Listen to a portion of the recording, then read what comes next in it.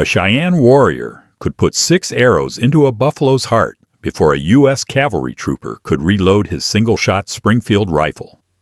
That's not legend.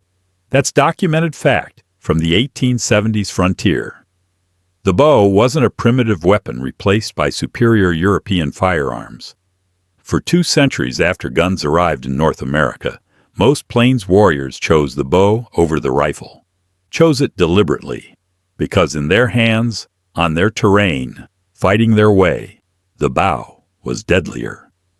This is the story of the weapon that held back European expansion for 300 years. The weapon U.S. Army officers feared more than they'd admit in official reports. The weapon that killed more soldiers at Little Bighorn than all the captured cavalry revolvers combined. The bow didn't lose the West to firearms. Economics lost it. Politics lost it. Disease lost it.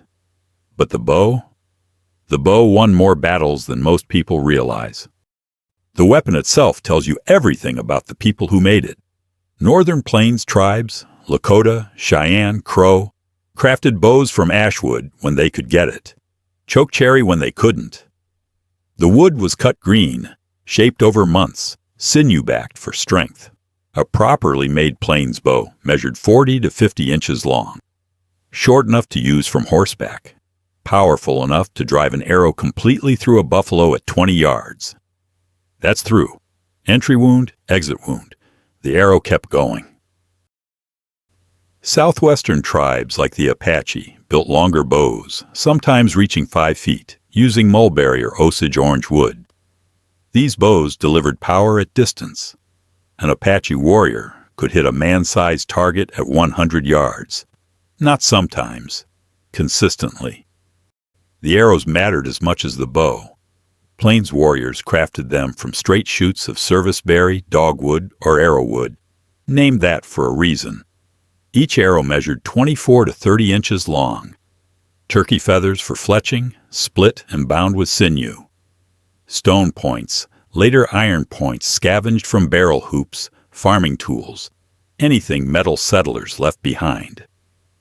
A warrior carried 30 to 40 arrows in a hide quiver. That's 30 to 40 shots without reloading. Compare that to a cavalry trooper with his Springfield carbine. 1 shot. Open the breech. Extract the spent cartridge. If it didn't jam in the hot chamber, insert new round. Close breech. Cock hammer. Aim. Fire.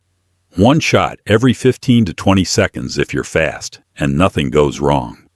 A skilled warrior could fire 6 arrows in that same time and hit with everyone.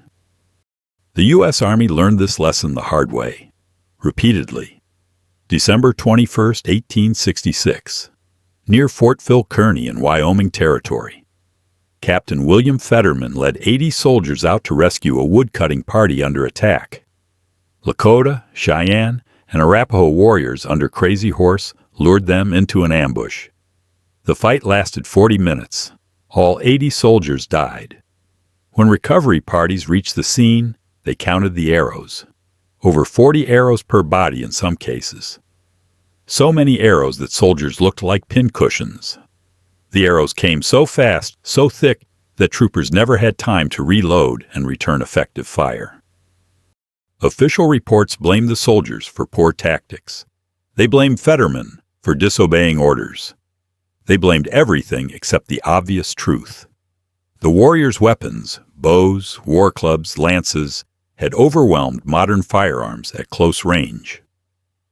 11 years later, June 25, 1876, same lesson at Little Bighorn.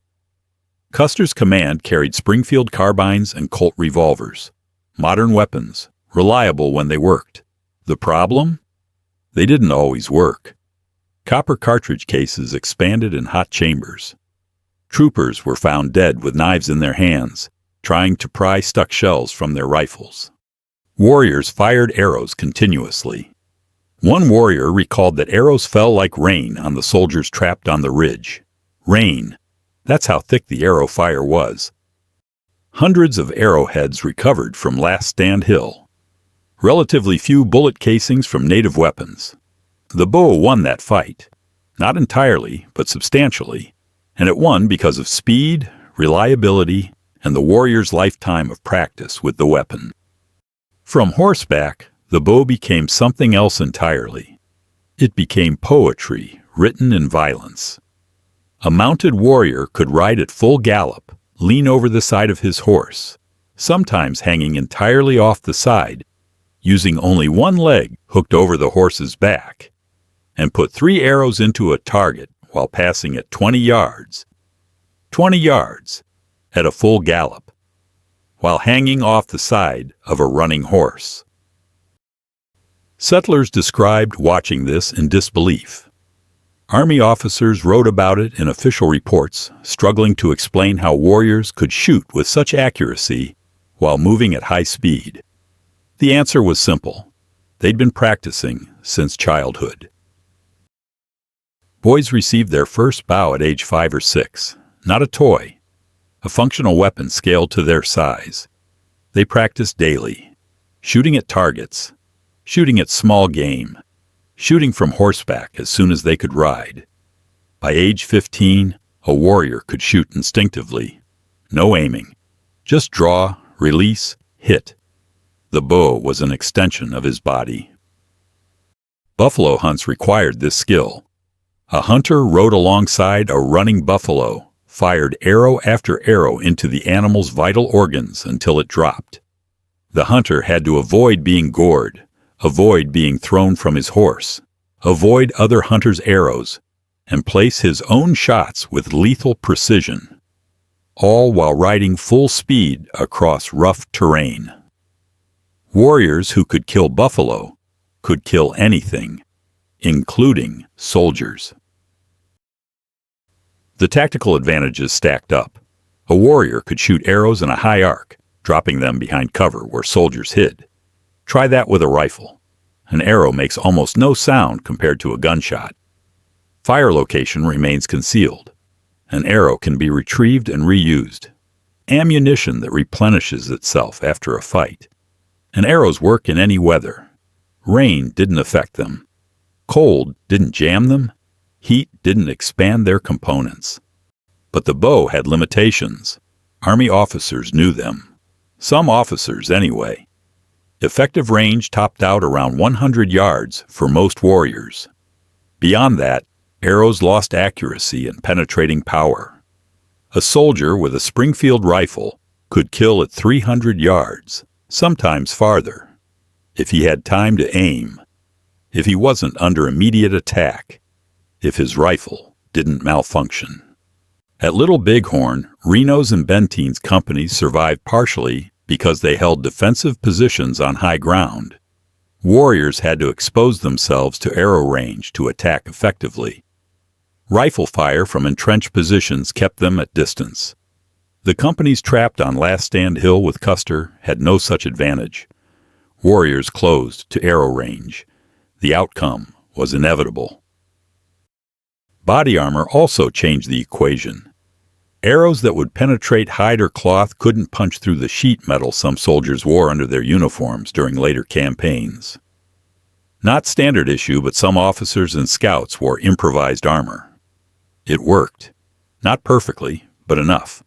And yes, guns eventually overwhelmed the bow. Not because guns were inherently superior, but because of volume.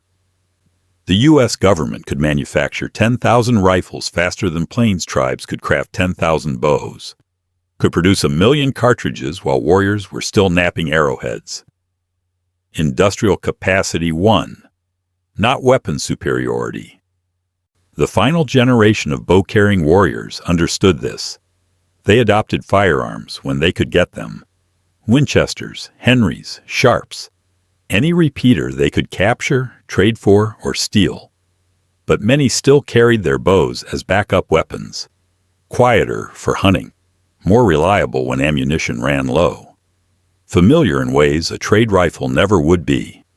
George Bent, a mixed-blood Cheyenne who fought at Sand Creek and later battles, wrote about warriors carrying both bows and rifles. The rifle for long-range shooting, the bow for close combat where speed mattered more than power. Warriors adapted. They always had. After the wars ended, After the reservations, after the buffalo were gone, the bow became ceremonial. Children still learned to shoot, but not with the same intensity, not with the same purpose. The weapon that had held the frontier for 3 centuries was retired, not because it failed, but because the world it was designed for disappeared. Old warriors in the 1920s and 1930s still carried their bows.